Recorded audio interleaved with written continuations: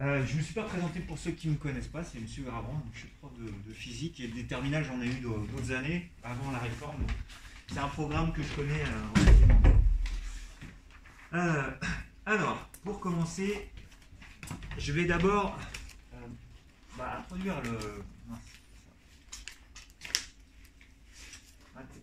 la séance avec juste une image. J'aime bien faire ça. Vous avez entendu parler de vitesse, de vecteur position, de vecteur vitesse et de vecteur accélération.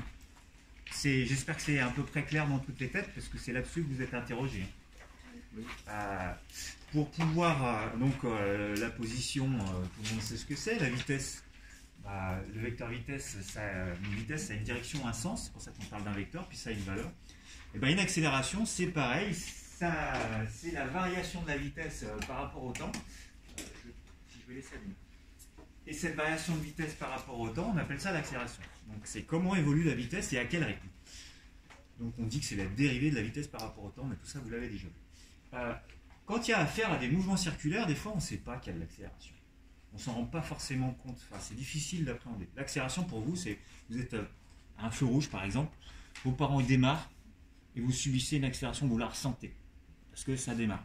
Quand ça freine, c'est pareil, c'est une accélération, mais on appelle ça une décélération. C'est pareil, c'est le même ressenti. Et bien quand ça tourne aussi, on ressent une accélération. Alors pour s'en convaincre, les astronautes, ils les entraînent là-dedans. Ils les mettent dans cette espèce de nacelle. Et pour les entraîner à subir une accélération, ils les mettent dans cette nacelle-là et ils font tourner ça très vite. Alors à vitesse plus ou moins variable, et ça atteint des vitesses constantes à un moment donné. Juste pour que vous ayez conscience de l'accélération qu'il peut ressentir, ça n'a pas l'air neutre quand même comme mouvement. On ne voit pas, mais en fait ça tourne. Il est dans l'espèce de nacelle et ça tourne très très vite. Quand on voit la configuration de ses yeux, la façon dont il respire, là ça s'est ralenti. Il est à 4 fois l'accélération terrestre. Et ça va tourner de nouveau très vite. Donc là il arrive à respirer. Ça va de nouveau tourner de plus en plus vite, jusqu'à ce qu'il atteigne les 8 ou 9 G, 9 fois l'accélération terrestre. Vous voyez la tête que ça lui fait. Donc c'est pas anodin, tourner, on subit une accélération. Donc vous n'avez jamais eu cette tête-là dans un grand 8 ou dans un parc d'attractions, parce que vous ne subissez pas des accélérations comme celle-là. C'est très très violent. Pourtant ça ne fait que tourner. Donc quand ça tourne, il y a une accélération. Alors c'est ce dont on va parler dans la deuxième partie. D'abord, quand on parle de mouvement de rotation, on évoque souvent les planètes qui tournent autour de certains astres attracteurs. D'accord ? Pour ça, il y a 3 lois de Kepler. Je vais les parcourir en vitesse. Vous les avez vues dans le cours. Je regarde juste si ça filme toujours. Ouais, c'est bon. Alors, d'abord, Kepler, il n'a raisonné que... ne notez pas tout ça. Ça, c'est dans le cours. Vous n'aurez pas le temps de noter. Ce que je vous ferai noter, c'est la suite. Kepler n'a raisonné que en fonction de ce qu'il voyait autour de lui. Donc il s'est basé que sur le système solaire à l'époque. Il avait sa lunette depuis la Terre, et puis il a tout observé depuis la Terre. Donc tout ce qu'il a énoncé, c'est pour le système solaire, avec le Soleil au centre, et puis des planètes qui tournent autour. Ça c'est clair pour tout le monde. Il s'est dit, mais quelles sont les lois? Donc j'ai le Soleil au centre. Non, je ne vais pas écrire là, parce qu'ils ne vont pas voir. Hein. J'ai le Soleil au centre. Et puis j'ai des trucs qui tournent autour, un peu dans plein d'axes différents, etc., etc. Et il veut savoir un petit peu si ça répond à des lois communes. La première loi de Kepler, elle dit que tout ce qui a tourné autour du Soleil, c'est sur une trajectoire qui est dite comment? Ouais, elliptique. C'est pas toujours un cercle, c'est une ellipse. Donc dans le référentiel héliocentrique, donc par rapport au centre du Soleil, hélio c'est le Soleil, centrique, il dit que tout ce qui tourne autour, ça s'inscrit sur une trajectoire qui décrit une ellipse.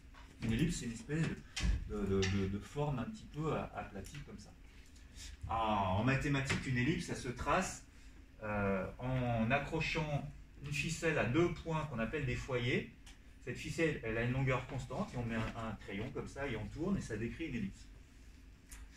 Plus je vais rapprocher ces 2 points d'accroche, plus ça va s'arrondir.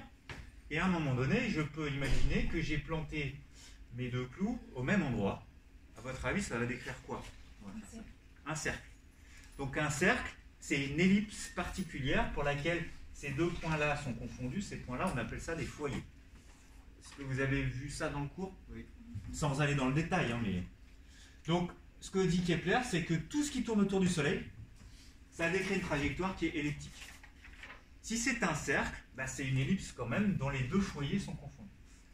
Et en plus, il dit que le Soleil, l'astre attracteur, le Soleil, est positionné sur un des deux foyers de l'ellipse. D'accord? Ça, c'est donc valable aussi pour d'autres systèmes. J'ai mis ici, ça c'est défini pour le système solaire, Kepler, mais en fait, ça marche pour tous les systèmes où il y a un astre attracteur et des trucs qui tournent autour. Toujours, ça va tourner sur une ellipse. Première loi de Kepler. La deuxième loi de Kepler, donc là, vous voyez, c'est un autre système, là, c'est le système qui serait dans quel référentiel? Qu'est-ce qu'on a au centre ici qui attire? Ouais. C'est un référentiel géocentrique. Donc ça, là, ce serait la Terre qui attire, donc ça serait géocentrique comme système. Ça marche aussi. Hein. Tous les satellites qu'on a balancés autour de la Terre, y compris le satellite naturel qu'on a, c'est comment ça s'appelle? La Lune. Tout ça, ça s'inscrit sur des trajectoires qui sont elliptiques. Et il y en a plein d'autres. Et la Terre est sur un foyer de ces ellipses. Bon, la deuxième loi de Kepler, qu'est-ce qu'elle dit? Elle nous permet de savoir un petit peu à quel rythme ça va tourner. Il a constaté, avec ses observations, que le segment entre l'astre attracteur, pour lui c'est le Soleil, et puis la planète qui tourne autour, ça décrit des aires égales pendant des durées égales. Alors, regardez sur cette animation, un petit peu, je ne sais pas si ça se voit sur le téléphone, ça ne tourne pas à vitesse uniforme. Vous voyez que là, il y a l'espèce de satellite, ça pourrait être la planète autour du Soleil ou un satellite autour de la Terre, et puis il tourne à une vitesse qui est évolutive, on voit cette ellipse-là. Si on s'intéresse à l'axe qui va du Soleil jusqu'à l'astre, qui tourne, le satellite, et qu'on chronomètre des durées équivalentes, on va constater que à chaque fois que j'ai un intervalle de temps équivalent, la surface qui est balayée par cet axe-là, c'est toujours la même. Donc là, j'ai toujours le même temps qui s'est écoulé, ici, c'est toujours le même temps. Les aires que ça décrit, vous savez tout ce que c'est qu'une aire, hein? Oui. Et la surface, elles sont toutes égales. Celle-là est égale à celle-là, etc., etc. D'accord? Donc il a observé que ces surfaces, pendant des durées égales, ces surfaces étaient égales. Qu'est-ce que ça va avoir comme conséquence? Forcément que ça ne tourne pas à vitesse constante. Donc quand on regarde sur ce schéma-là, j'ai une aire ici pendant une durée, je peux l'appeler une durée delta t, là je vais avoir la même durée delta t, là je vais avoir la même durée delta t. Et les aires sont les mêmes. Si je compare maintenant les distances, c'est la même durée. Est-ce que cette distance-là qu'il a parcourue, le satellite rouge, là, c'est la même que celle qu'il a parcourue ici? Non. Pourtant, ça a duré autant de temps. Donc où est-ce que ça va le plus vite? Quand il est plus proche. Plus il va être proche ici de l'astre, plus ça va aller vite. C'est ça, la deuxième loi de Kepler nous permet de dire ça. Puisque ça balaye des surfaces égales, quand je regarde ici, la distance parcourue, D3 ici, elle est bien plus petite que la distance D1. Pourtant, ça a duré autant de temps. Donc ça veut dire qu'il va bien plus vite ici. Conclusion, plus il est proche et plus il va vite. On le voyait sur l'animation précédente, ici, vous voyez, quand ça se rapproche, wow, ça va vite, puis après ça ralentit quand c'est loin, etc. Et ça tourne constamment comme ça. Est-ce que c'est clair pour tout le monde? Donc les aires, pendant des durées égales, les aires balayées par l'axe sont les mêmes. La troisième loi de Kepler, c'est la loi des périodes. Vous l'avez vue celle-là? Non? Alors rapidement, puis après on va la démontrer. Elle dit que, alors on va décrire ce que c'est qu'une période. Selon vous, c'est quoi une période? Quand je dis, tiens, là j'ai des trucs qui tournent. L'aiguille rouge, elle a une période. C'est quoi sa période? Les secondes. Alors c'est pas les secondes. Ça dure combien de temps sa période? 60 secondes. 60 secondes, l'aiguille rouge. Parce qu'elle met 60 secondes pour revenir là où elle était. Donc la grande noire, ça va être 60 minutes, etc., etc. Et puis la petite noire, ça va être 12 heures. Bon, si j'applique cette période aux systèmes qui sont en rotation sous forme d'ellipse ou de cercle, en fait, c'est la durée d'un tour, c'est tout, une période. C'est la durée d'un tour. Ce qu'a dit la loi de Kepler, la troisième loi de Kepler, c'est que cette durée d'un tour, elle va dépendre de ce qu'on appelle ce paramètre-là qu'on appelle le grand axe ou demi-grand axe. Alors on va voir ce que c'est. Ici, vous avez le grand axe, quand ça fait une espèce d'ovale comme ça. Vous avez un petit axe ici, et là vous avez un grand axe. Le demi-grand axe, c'est la moitié de tout ça, c'est le demi-grand axe. Alors vous n'avez pas besoin de savoir précisément ce que c'est. Il faudra juste se dire que la durée, donc la période de rotation, au carré, elle est proportionnelle à ce demi-grand axe au cube. Donc, si vous ne l'aviez pas noté, vous le noterez peut-être plus tard. Vous l'avez vu celle-là ou pas dans le cours? Parce qu'il m'a dit qu'il vous avait demandé de regarder le cours. Donc, éventuellement, notez-la quelque part. Troisième note qui est verte, hein, c'est pour le coup. Elle dit que la période au carré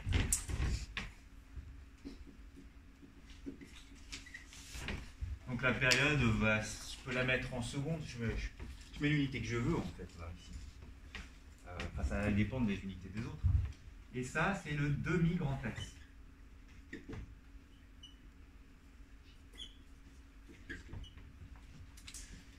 On voit que la période au carré est proportionnelle au demi-grand axe au cube.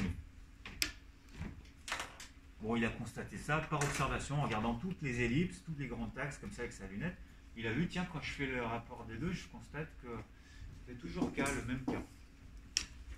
Donc ça, c'est un coefficient de proportionnalité.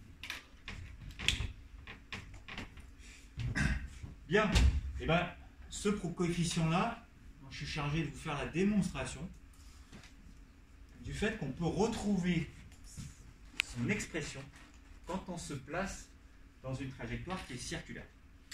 Alors juste avant de faire la démonstration, pour finir avec cette troisième loi qui est claire, K c'est une constante qui est commune à toutes les planètes du système dans lequel on se situe. Si c'est le système solaire, lui il raisonnait sur le système solaire, c'est dans le système solaire. Donc ça c'est la période. Et ça c'est le demi-grand axe.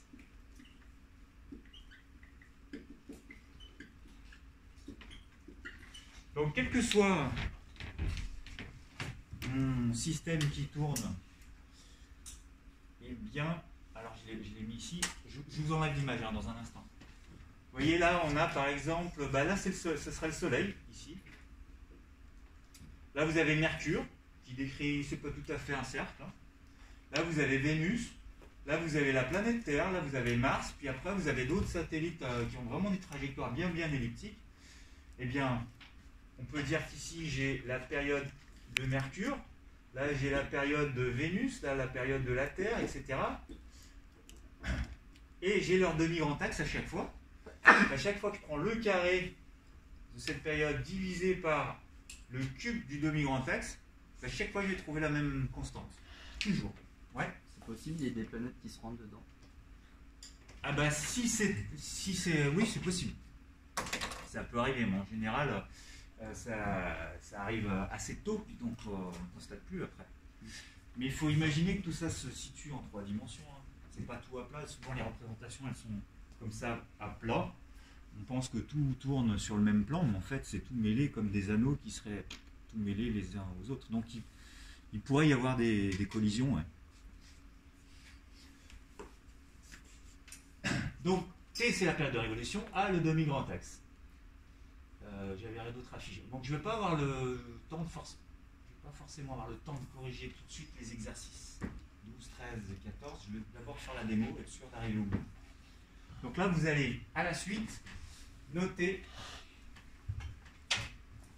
Je ne sais pas si vous aviez des numéros, mais démonstration. Non, je ne vais pas écrire là parce qu'on ne voit pas sur la caméra. Toujours allumé le téléphone? Oui. Ouais. Donc je vais écrire ici démonstration permettant de trouver la valeur de la constante de la troisième loi de Kepler. Donc c'est une démonstration à savoir retrouver.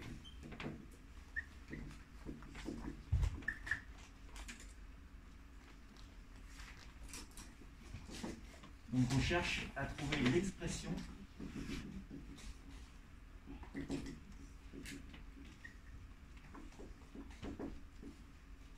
constante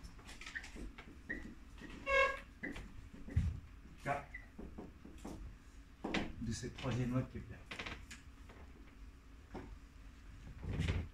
Donc je vais aller un petit peu vite. Hein.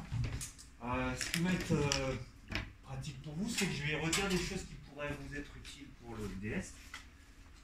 Parce qu'au début, je vais reprendre un peu le scénario classique quand on fait de la mécanique. Alors peut-être que... Non, je le ferai après. Alors la première chose à savoir, c'est de rappeler ce que c'est que le référentiel, le repère de Freinet. Ça vous parle, ça ou pas? Ouais? Parfait. Donc si vous l'avez vu, nickel. Je vais aller très, très vite. Du coup, vous avez un système qui est en rotation, un satellite, une planète, peu importe, qui est en rotation comme ça. On peut définir le rayon de rotation, R, qui n'est pas le rayon d'une planète, hein, c'est le rayon de rotation. Donc là, on se place dans une trajectoire circulaire. D'accord? Donc on fait la démonstration de l'expression de la constante K pour une orbite circulaire. Sinon, on ne peut rien démontrer quand c'est elliptique. Donc le repère de Freinet, vous ne le recopiez pas forcément si vous n'en avez pas besoin, mais il y a deux vecteurs unitaires, est-ce que vous pouvez me les rappeler? P. Donc si je suis ici, je vais avoir deux vecteurs unitaires qui vont me permettre de déterminer les coordonnées de l'accélération de la vitesse, qui sont déterminées... alors vas-y, ouais. Il y a la tangente. Il y en a une qui est tangente à la trajectoire, donc comme ça, on l'appelle UT. Je ne sais pas si vous avez mis un T majuscule ou un T minuscule. On a de la Petit T, ok. Et puis, quand on imagine le rayon ici qui relie ce satellite S au centre de l'astre attracteur, eh bien, on a un deuxième vecteur unitaire qu'on appelle UN. N minuscule, c'est bon? Donc les vecteurs unitaires, vous avez compris leur rôle. Ils servent à indiquer uniquement la direction et le sens d'un axe. Précédemment, vous aviez vu des axes qui étaient OXY avec deux vecteurs unitaires. Comme en maths, c'est quoi les vecteurs unitaires quand on a ça? Comment on les appelle? I et J en maths. Donc I et J. Ben là, c'est pareil. Sauf que je n'ai pas dessiné les axes. Je pourrais avoir un axe N ici, un axe T ici. Je ne les dessine pas. Et c'est un repère qui tourne avec le satellite. Donc ça, c'est très particulier. Donc c'est ce qu'on appelle le repère de Freinet.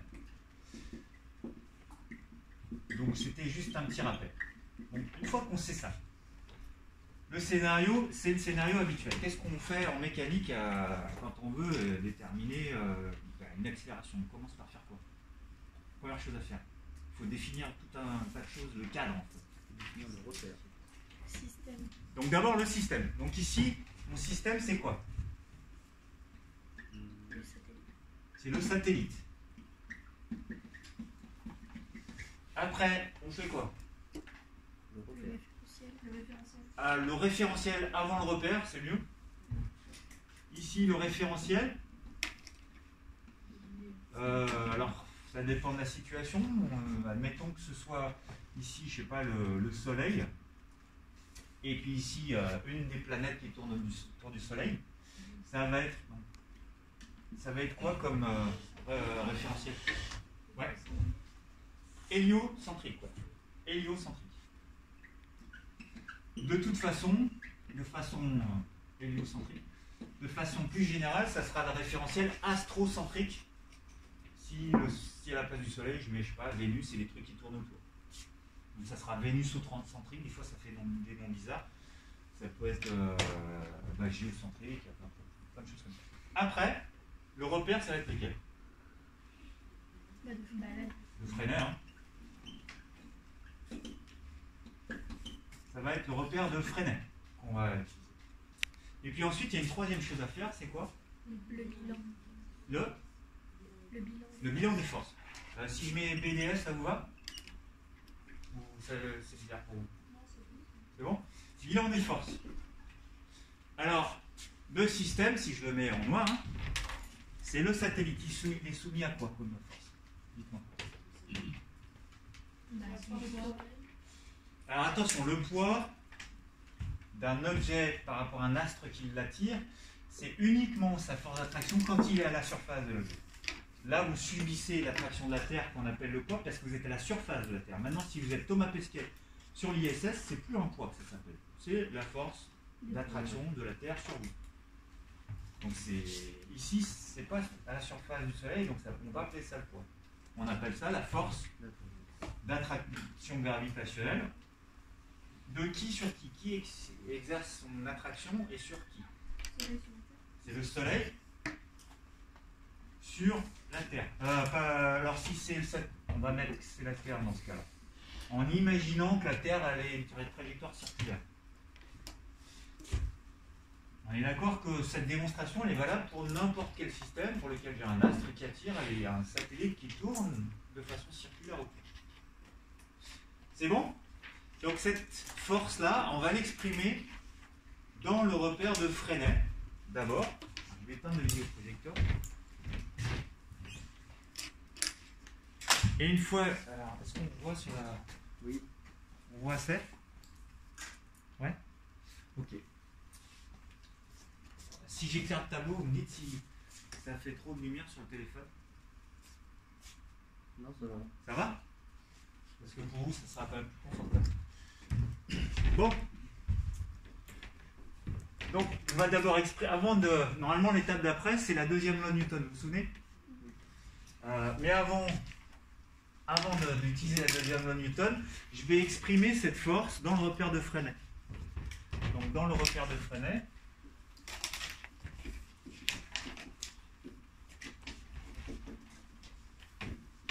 cette force,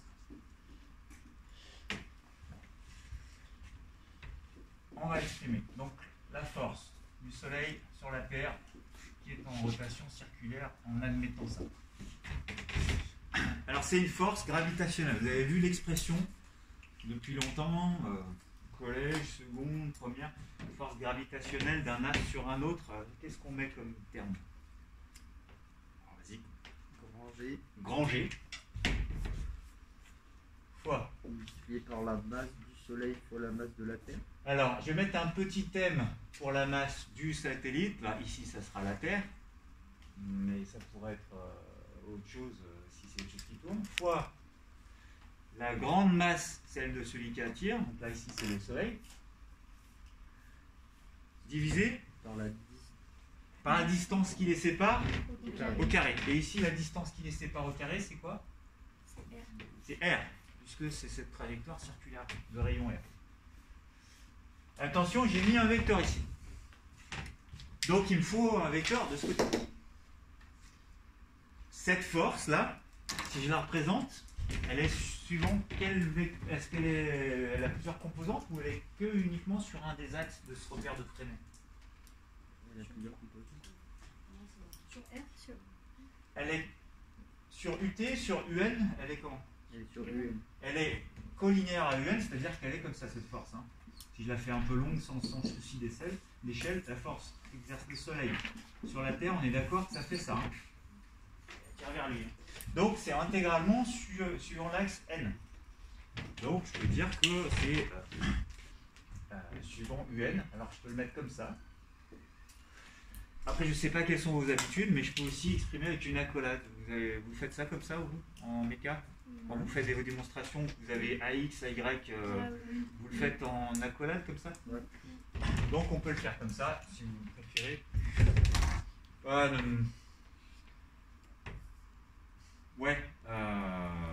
bah oui, on va le faire comme ça. Donc dans le repère de Freinet, on peut dire que cette force exerce le Soleil sur la Terre. Elle a une valeur suivant N. Alors je vais commencer par T, une valeur suivant N. Elle a quelle valeur suivant T?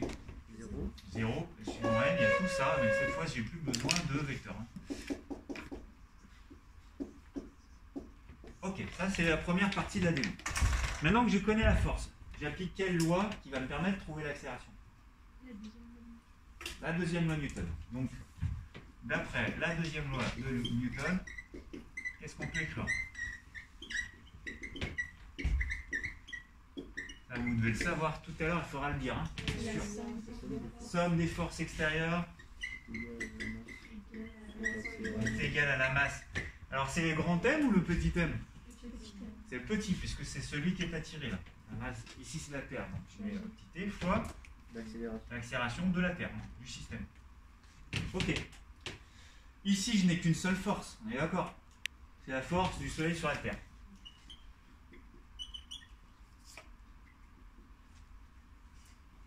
Du coup, je vais pouvoir exprimer l'accélération. L'accélération, alors si je mets des symboles comme ça vous va? Vous avez l'habitude de ça? Ouais. Donc, conclusion, l'accélération, elle est égale à la force. Et qu'est-ce qui va devenir la masse là? En changeant de côté? Ça va être divisé, du coup, Ça va être disparaître. divisé. Ça va disparaître après, on va le faire. Donc ça, c'est le point de départ. Je sais que l'accélération, d'après la deuxième loi de Newton, ça me donne cette expression-là.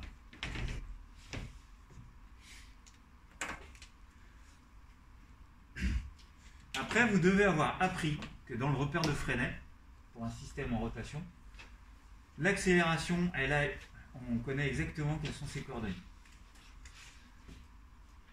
Dans le repère de Freinet,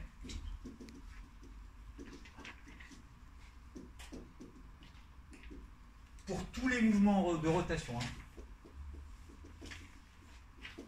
Il est quelle heure? Non, c'est bon, je ne pas. Tout mouvement circulaire, c'est tout le temps valable. Quelle est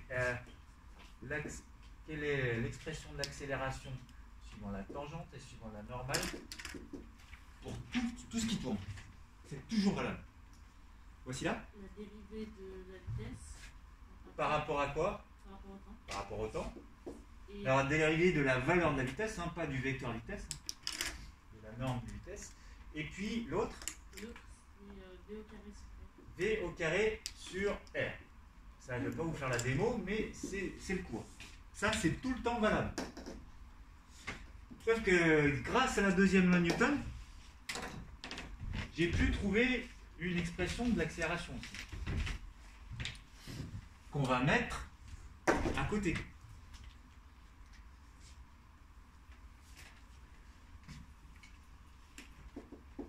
Donc la deuxième loi de Newton, elle nous donne quoi pour l'accélération? Et après, on va pouvoir écrire deux égalités, puisqu'on parlera de la même chose dans les deux cas. Qu'est-ce que je vais pouvoir dire de l'accélération tangentielle? Cette force-là, sur la tangente, elle valait combien? La force qu'il a? 0. 0. Donc 0 sur m, ou 0, ça fait 0. Hein. Donc ça, c'est d'après la loi de Newton, d'après ce que j'ai mis ici. Maintenant, l'accélération normale. Alors, déjà ici, on va faire un petit commentaire, hein, sur les deux coordonnées. Quand on voit que l'accélération tangentielle, elle est nulle, et qu'elle est censée être égale à la dérivée de la valeur de la vitesse par rapport au temps, qu'est-ce qu'on va pouvoir dire de cette dérivée? Elle est égale à 0. Elle est égale à 0, autrement dit, la vitesse, elle est constante en valeur. Donc on a affaire à un mouvement qui est uniforme. Déjà, on va pouvoir dire ça. On a pu démontrer grâce à ça qu'en fait, si le mouvement il est circulaire, ben, il est nécessairement uniforme. Je n'ai pas le choix. C'est obligatoire. Si la force elle est comme ça dirigée vers le centre, hein, ça va faire un mouvement uniforme. On va le dire dans un instant. Et puis l'accélération normale, d'après cette expression-là, est-ce que on a divisé par la masse de la Terre ici. Donc cette expression qui était là, je divise par la masse de la Terre. Qu'est-ce qui va se passer? Est-ce qu'il va y avoir un truc qui se simplifie? La masse. La masse de la Terre. Hein. Et il va me rester tout le reste, suivant la normale. Donc, je vais pouvoir dire que c'est grand G fois la masse du Soleil, la masse de la Terre ayant disparu, divisé par R au carré.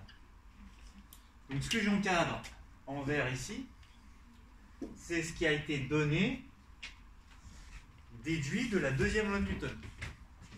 Alors qu'ici, ça, c'est valable tout le temps pour tous les mouvements circulaires. Alors, on va d'abord décrire les deux, ça me fait deux équations, hein, puisque ça c'est égal à ça, nécessairement, puis ça c'est égal à ça. D'abord, sur la composante tangentielle, on va pouvoir dire que le mouvement est uniforme.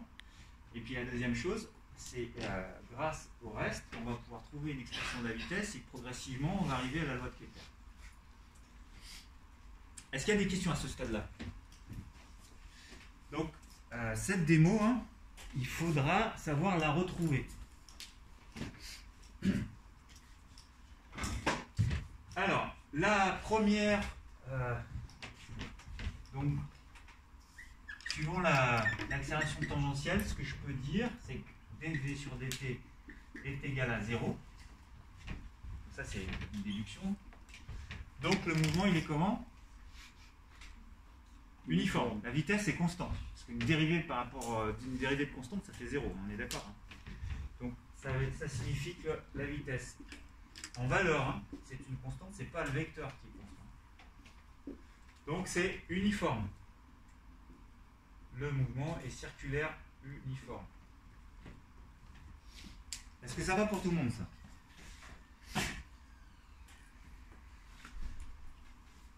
Maintenant, si je prends l'autre composante, à n, j'ai v au carré sur r qui doit être égal à tout ce qui est ici, grand G fois ms, la masse du soleil, donc celui qui attire, divisé par r au carré. On peut simplifier cette expression pour arriver juste à trouver l'expression de la vitesse. J'espère que j'aurai assez de place. Alors au brouillon, je vais le faire ici. Les élèves qui suivront la vidéo à distance, ils ne pourront pas forcément le voir, mais le R qui est de ce côté, je vais le faire passer de l'autre côté. Il va faire quoi? Il va passer en dessous, au-dessus? Au-dessus, et j'ai du R carré en dessous. Donc ça va me faire quoi? Si je fais R fois grand G fois ms divisé par R carré, qu'est-ce qui se simplifie? Le R avec le carré qui est là, il va en rester un de carré. Du coup, j'ai V, la vitesse au carré qui est égale à grand G fois ms divisé par R. Et du coup, la vitesse, je prends la racine du résultat. Donc, je vais arriver à la conclusion que la vitesse, c'est égal à la racine de grand G fois la masse du soleil dans cette situation-là, divisé par le rayon. Ça, première démo à savoir faire. Si je résume, hein, on fait le scénario habituel, hein, bilan des forces, etc. On exprime la force dans le repère de Fresnel, on fait la deuxième loi de Newton, on trouve l'accélération dans le repère de Fresnel. On la met en parallèle de l'accélération qui est égale à ça dans un mouvement circulaire dans le repère de Fresnel, et on prend les composantes par composante et on trouve deux égalités. La première égalité nous permet de dire que la dérivée de la vitesse par rapport au temps c'est 0, donc la vitesse est constante, c'est un mouvement uniforme. Et la deuxième nous permet de trouver l'expression de la vitesse. Donc la vitesse d'un objet qui tourne autour d'un astre attracteur, ça ne dépend que de cette constante de gravitation universelle, de la masse de l'objet qui attire et du rayon de courbure sur lequel ça s'inscrit. Ça ne dépend pas du tout de la masse du satellite. Ce n'est pas parce qu'il est lourd ou léger qu'il va tourner plus vite. Qu'il soit lourd ou léger, Thomas Pesquet, s'il se met à côté de l'ISS et qu'il se lâche, il va tourner la même vitesse que l'ISS tout le temps. Il ne va pas se mettre à tourner plus vite. Pourtant, il est plus lourd, il n'a pas la même masse. Bien. Alors maintenant, ce qu'on veut trouver, c'est une relation entre la période au carré. Je rappelle hein, la loi de Kepler, hein, la période au carré, elle est censée être proportionnelle au demi-grand axe au cube. Ici, le demi-grand axe, il ne figure pas, mais ça va être quoi? Le demi-grand axe, normalement, hein, c'est la moitié du grand axe quand on a une ellipse. Mais moi, j'ai pas une ellipse. Ça va faire 2 fois le rayon. Alors, le demi-grand axe pour un cercle, c'est le demi-diamètre, c'est-à-dire le rayon. Donc, moi, ce que je vais trouver, c'est exprimer ça en fonction de R. C'est tout exprimé en fonction de R. Et je vais essayer de trouver une expression entre le carré pour la période et R au cube. On va le voir, on va y arriver. Alors, ça ne se fait pas comme ça. Ça, c'est la première étape. Maintenant, deuxième étape, on sait qu'on a affaire à un mouvement circulaire. Et donc, dans un mouvement circulaire, on va pouvoir déduire des choses de sa vitesse et aussi de sa période.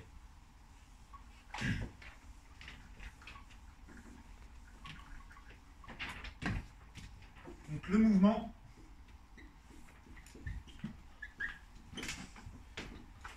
est circulaire.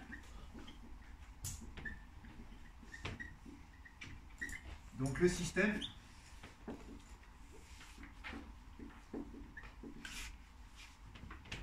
il parcourt quoi comme distance? Si c'est un cercle complet, c'est quoi la distance du cercle complet? Ce qu'on appelle le périmètre du cercle. Je l'ai entendu, ouais? 2 pi r. Donc le système parcourt la distance grand D égale 2 pi r. On est d'accord, c'est un tour complet? Et ça lui prend combien de temps?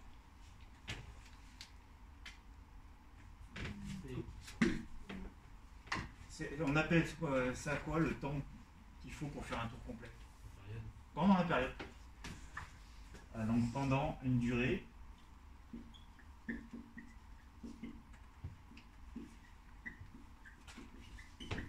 égale à la période. Est-ce que tout le monde comprend? La période T. On dit que donc mon système qui est en rotation circulaire, il fait 2 pi r comme distance pendant une durée grand T, c'est sa période. Tout simplement. Du coup, la vitesse, l'expression de la vitesse, normalement, c'est quoi? De façon simple, collège. C'est D sur T. Et ici, mon D, c'est quoi? La distance qu'il a parcourue, le système, c'est 2 pi r. Divisé par la période T. Est-ce que ça tout le monde comprend? C'est un tour divisé par la durée d'un tour. Ça fait la vitesse. Pas très compliqué. Mais je l'ai aussi la vitesse ici. Donc je vais reprendre l'expression précédente et grâce à ça, je vais arriver à exprimer un truc qui dépend de T au carré et de R au cube. Vous allez voir. Donc ça c'est une deuxième expression. Donc celle-là je peux la numéroter 2. Celle-là je vais la numéroter 1. Et je vais combiner ces deux-là, puisque ça me parle de la même chose, c'est la vitesse. Donc je vais égaler ces deux expressions pour me débarrasser de V, parce que dans la loi de Kepler, il n'y a pas V. Hein, et je vais trouver une relation entre T carré et R au cube. Donc on y est presque, ne vous inquiétez pas, tenez bon. Donc en combinant les relations 1 et 2, dites-moi ce qu'on va pouvoir écrire comme égalité. Les deux vitesses, c'est les mêmes. Hein. Ouais. On peut mettre que la racine carrée de G fois la masse du Soleil sur R est égale à 2 pi r sur T. Donc, racine carrée de G fois la masse du Soleil sur R est égale à 2 pi r sur T. Moi, ce que je veux, c'est un truc qui dépend de T au carré et voir si j'ai du R au cube de l'autre côté. Donc, je vais y arriver, hein, vous allez voir, c'est pas très compliqué. Il faut juste que je sois un peu à l'aise avec les mathématiques pour manipuler ça. Alors, il y a plusieurs options là, à ce stade-là. Soit les termes, on les passe de l'autre côté comme ça, et on veut isoler T d'un côté et puis tous les R de l'autre. Hein. Donc ce T-là, je vais le faire passer de ce côté, il va devenir quoi? Multiplié. Il va être en haut, hein. T fois racine de tout le reste. Hein. Donc j'y vais doucement, parce que je ne sais pas quelles sont vos facilités en maths, mais le T qui est là, je le fais passer ici. Ça fait donc T fois racine de G fois ms sur R. Et ça c'est égal à 2 pi r tout court. J'ai enlevé le T. C'est bon? Ensuite, tout ce qui est ici, je vais le faire passer à droite. Pour garder que T. À votre avis, le R, il va passer où? En fait, c'est un racine de R. Hein. Il va passer en haut et tout ça, ça va passer en bas. Donc en gros, l'expression qui est sous la racine, elle va s'inverser en changeant de côté. Je vais avoir racine de R, donc le R va passer en haut, et grand G fois ms va passer en bas. Fois 2 pi r. Le 2 pi r, lui, il n'est pas dans la racine. On peut le faire comme ça. J'aurais pu tout élever au carré, ça aurait été peut-être plus simple pour vous, parce que c'est bizarre pour vous de manipuler une racine. Manipuler une racine, un rapport, c'est comme si je manipulais un quotient ordinaire, c'est pareil. J'ai plus qu'à élever t au carré, La racine là, elle va sauter, puis je vais trouver du R au cube. Donc si j'élève au carré, dites-moi ce que ça donne là. De ce côté. G au carré fois R. Donc ça fait R. Alors je mets tout ce qui était dans la racine dans une parenthèse. R divisé par grand G fois MS. On est d'accord que tout ça, la racine, elle a sauté en élevant au carré. C'est bon pour tout le monde ça? Et puis ça, c'est élevé au carré. Donc ça fait quoi?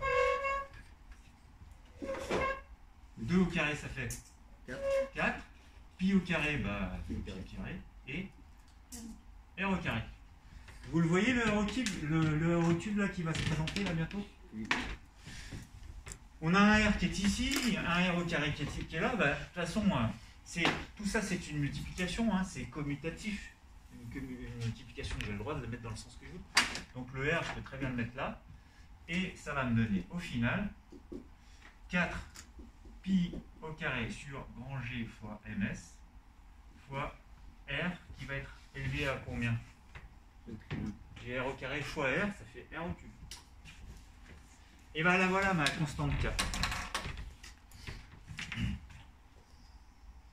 Donc ça c'est l'expression de la troisième loi de Kepler dans le cas d'une trajectoire circulaire. Et ici on a la constante K. Donc on retrouve la troisième loi de Kepler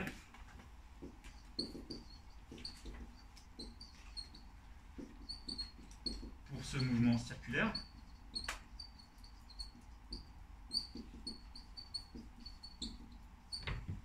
Par conséquent, la constante K, qui est valable pour tout mouvement, hein, qu'il soit elliptique, quel qu'il soit, la constante K de la loi de Kepler, bah, elle vaut 4 pi au carré sur G fois la masse de l'attracteur.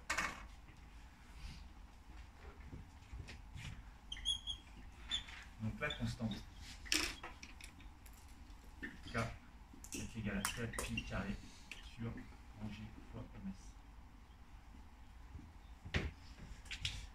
C'est long, hein, comme démo.